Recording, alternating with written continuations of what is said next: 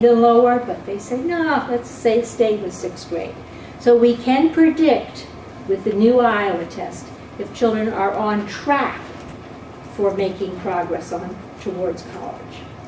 Okay, so that's kind of a new feature on it. Also, with the new Iowa, we have what we call interim assessments to monitor that growth throughout. Now, in this district, you do give the Gates-McGinnity test to monitor that instruction in reading, to make sure nobody is falling through the cracks. Well, and then you give another math test to make sure no one's falling through the cracks twice a year. So these interims, you can give one test, which will include the reading and the math, to monitor that growth. Again, is another check on if children are making annual progress, going beyond it. In this district, you're always exceeding that what we call normal growth from one year to another.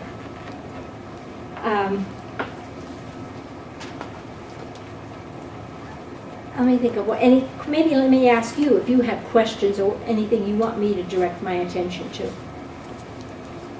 You know, I'm sorry. Go ahead. We talk about normal growth. I mean, there's got to be a point where you almost max out. I mean, is there, how is that?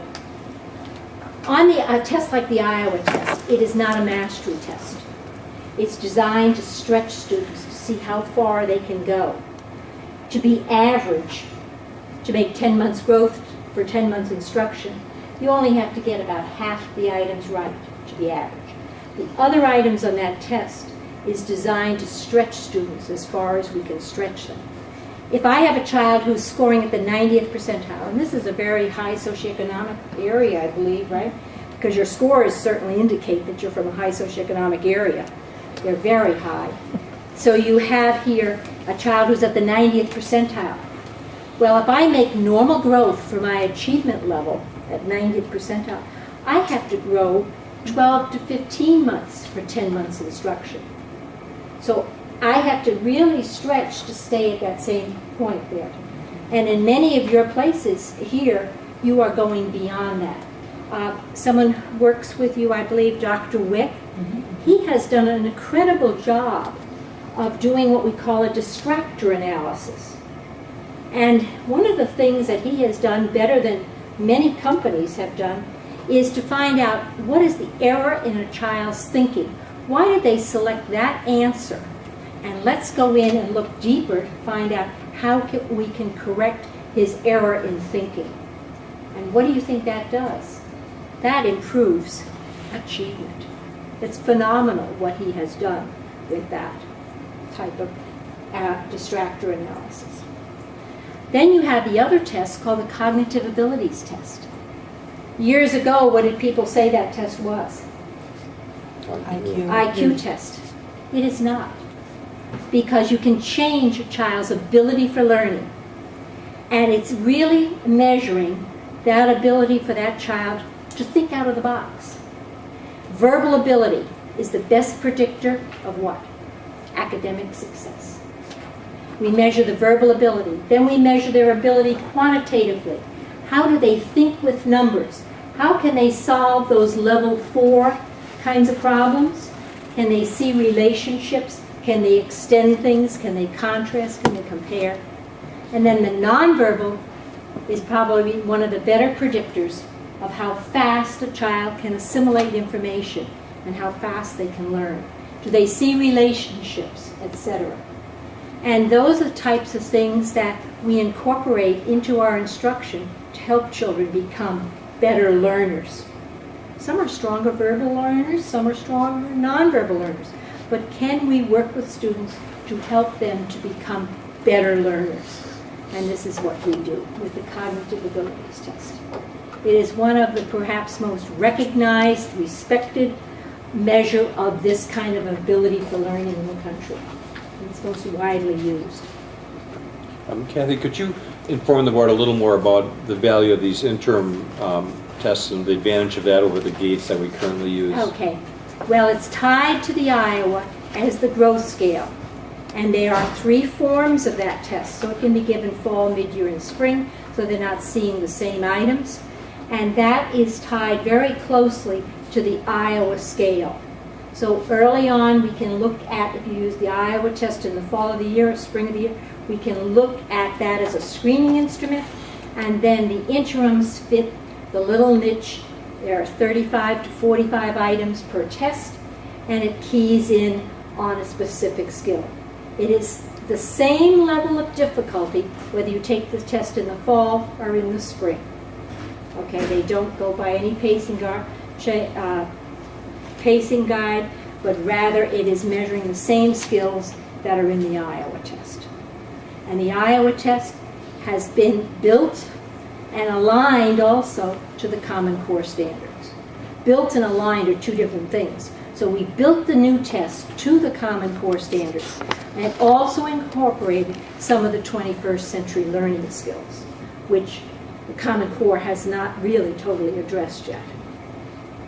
And just if I could interject, is one reason, big reason why we'd like to make this change next year is that the current GATES is not normed with the same group Right. of students as the ITBS. So we try to use it as a longitudinal. We look at Iowa results from the fall to GATES in the spring, but it's not, I mean, there's Not not totally exactly totally aligned. So that's always been a concern, and so we were very pleased to hear that this new version had those interim assessments that are Would we We're going to eliminate? get rid of the gates. Yeah, correct. we're going to get rid of it. Correct, yeah. Because it is dated. Assuming the board agrees. Yeah, it is dated, and this is better aligned to the Iowa, and I think you'll see a better growth measure there. And it doesn't help comparing gates of one year to gates from a previous year. You know, compare gates to gates, I mean. Yeah, I mean, it does, yeah. It does. But in terms of, you know, it would be more valuable to us to have you know, like maybe every 3-month kind of dipstick rather than, you know, every Waiting, right. yeah, every spring, because it's really after the fact. Is this 3 times a year or twice? I don't know what you're choosing to get. You Oh, can 'cause- give it as many as 3 times a year, or you can give it 2 times a year. But if you give the big Iowa test first, you may only want to do this 2 times a year or 1 time. That's up to the. And how long do the interim tests take? Like, I know Under an hour. Just one test under an hour? Because I know Yes. the regular test is like over Well, a reading test 2 is only weeks. 55 minutes. It's in 2 sittings. We don't make any tests longer than about 30 minutes to 40 minutes because we found out children do better with shorter testing times. So we are conscious of that when we're building tests. So it gives you enough items to give you a sufficient and reliable score. Kathy, can you speak a little bit about the move toward being online in 2020? Yes. What exactly that means? That's the big thing, is online testing, right? But online testing, still at this point, presents some problems, unless because it ties up a lab. An Iowa test is, if you do the whole battery of the Iowa test, you're talking 4 or 5 lab sittings. That's a lot to cycle in a whole school into a lab to take a test. Now, there are various options to that. We will have it online in 2012. We're also developing the clickers.